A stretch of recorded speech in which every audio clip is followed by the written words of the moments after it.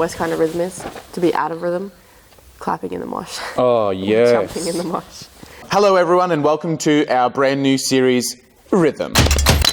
Now, look, many of us here are quite skilled individuals, and Keely is one of them. Keely, tell us about a skill that you have that continually wows people. I can roll my tongue. So I can do this thing where I bend my legs at a 90-degree angle, and then Amazing. I know, it's crazy, but I'm actually doing it on my hands.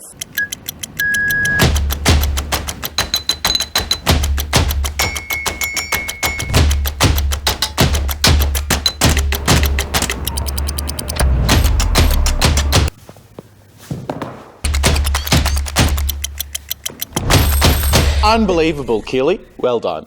Thanks, Slater. But I hear that there's something that you're really skilled at. Look, I am proud of it. I can type without looking. All right, Slater, can you please type for me?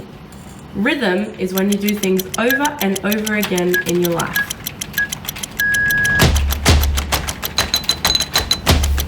What? For God so loved the world that he gave his one and only son. I don't know how good this book is. Oh, it's perfect, actually. You're doing amazing. I didn't know what this is. Gave his one and only. Oh, great job! Yeah! I couldn't even get one word. So, Slater, how did you get so skilled at typing without looking? I just did it over and over and over again. I started in grade 5. We did a touch typing class, and we had these touch typing games.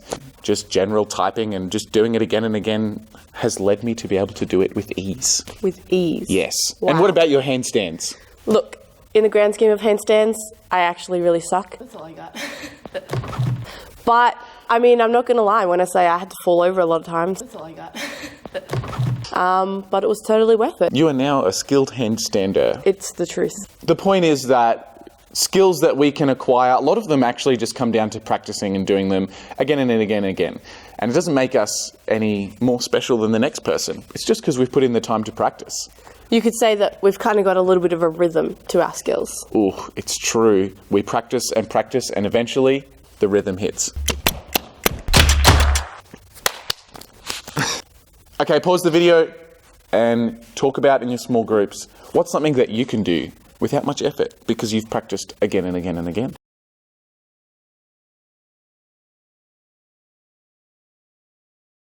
You know, we all have things that we just fall into a rhythm with. It's so easy to us. Because we've done it again and again and again, like reading. You know, when it comes to reading, you're not sitting there trying to figure out the letters. Like, your brain just reads it. But compare that to someone who's just begun learning how to read, and they have to, like, sound it out and try and figure out what word it is. Like this person in this video. What? What does that say, Anaya? What? No! What? Okay, so for that person, they obviously still have a little bit of ways to go, and it's awkward and messy, and it was funny. But that's because they haven't quite found the rhythm of reading yet. But they'll get it once they do it again and again and again. Yeah, when you do something new for the first time, it can feel really awkward. And it's like getting in a car after the first time you get your learners, and you look at the gear stick, and you're just like, What? what? Or you're like, there's so many pedals down there. What the what? What? I don't understand how to do it. All right, pause the video and ask the group, what was something that you had to do recently that was really hard or awkward because it was brand new to you? What?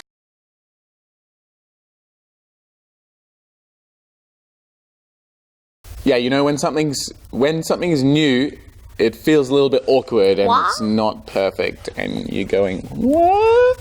But seeing someone who's really in the rhythm of things, really nailing it, it can blow us away. Like, just seeing Keely just nail that handstand every single time, and I'm still struggling to keep my balance.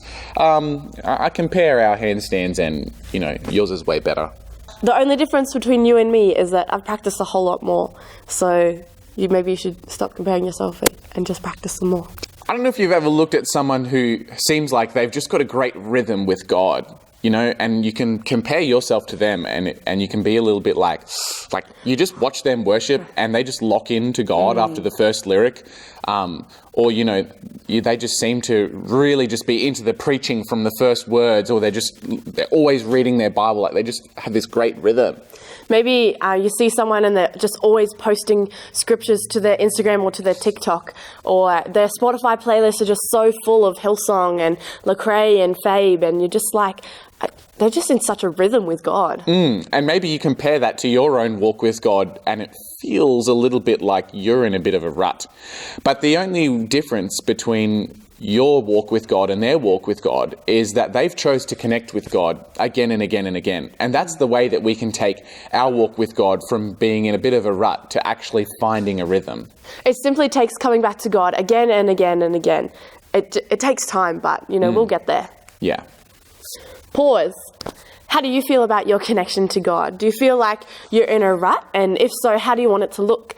Or do you feel like you're in a rhythm?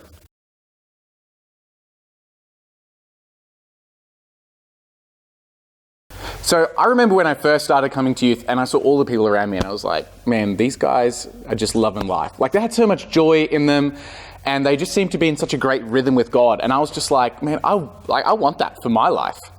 Yeah, and Jesus spoke about that kind of life so much in the Bible. And lots of people have asked the question, and maybe you found yourself asking the question of, how do I get to the stage where I'm just loving life and loving having a relationship with God? And one person even asked Jesus himself, he was like, what is the most important thing that I should do with my life? And I love Jesus' answer because it's not a step-by-step, A to B, buy one, get one free program. His answer isn't even that you should pray more or read your Bible more or go to church or that you should become a missionary and turn into Brian Houston. Yeah, it was a little bit more based around relationship, which I think is really cool. And in Mark 12, verse 30, he's got the answer and it says, love the Lord your God with all your heart, all your mind, all your soul, and all your strength. Some of us have heard that verse a couple of times, but I wonder if you've thought about how weird that is. Because like when I make a new friend, I'm kind of more like, hey, what's up? Like, let's hang out because I'm, a bit bored. I'm not really like, I just love you with all my heart, mind, soul, and strength. Like, it's just a bit awkward, So how do we bridge this gap between the way that we're feeling and where we want to be? Not by forcing ourselves to be like, I love you so much, Jesus, because that's not going to do anything. That's just forced love. And the way that we actually bridge this gap is by just spending time with Jesus, because it's when we spend time with him that we're going to develop this all-in love as a byproduct of just spending time with him. Yeah, so really, to get in rhythm with God, all you got to do is spend time with him. And some days it feels exciting and it's awesome. Some days it feels a little bit boring. Some days you'll feel really close to God. And some days you'll just feel like you're drifting away. But you know what? The point is that if we want to get into a rhythm with God, it just comes by spending time with him again and again and again. So pause the video right now and just have a chat amongst a small group. How often are you spending time with God? Does it actually feel like you're in a rhythm, or does it feel more patchy?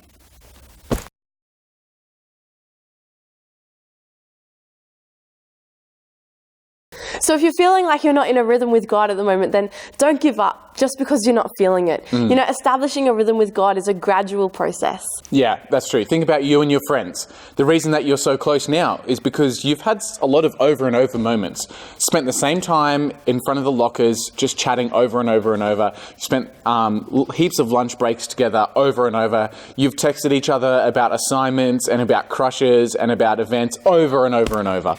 Yeah, and when you get into this real rhythm with your friends, sometimes you find that you can even finish They're each other's... sandwiches. It's actually sentences. That's what I was going for. Just the same as our relationship with our friends grows by spending time over and over again. It's the same when it comes to our relationship with God. It comes from spending time over and over again with him. And sometimes it might feel awkward and sometimes it can be a little bit irregular. But the key is just to not give up. Yeah, and we can spend time with God through his word, by journaling. worshipping, praying, but we've got to be careful that we don't make these the goal, because these are all awesome things, but they're actually tools that we can use to grow in our love for God. So don't just try and tick that off as a box, but rather see it as a way that you're going to get into a rhythm with God. And so I want to encourage everyone this week to think about, how are you going to reestablish a rhythm with God? If a rhythm is something that repeats over and over, what is it going to be for you? Maybe that's going to be that you're coming to youth every single week, not just randomly whenever you feel like it. Yeah. Maybe it's getting into God's word at least once a week, even just reading the verse of the day, like whatever it is. Start small and establish a rhythm first before you try and go for something really big. Maybe it just means adding some Youth Alive or some Hillsong into your playlists. But whatever it is, just start small and you'll find yourself getting into a rhythm with God that's going to lead you to a place where you're just going to be loving life and God's going to be speaking to you every day and you're just going to love where it's at. So establish a rhythm with Jesus this week. What? So what? If you're happy with that, I am always happy.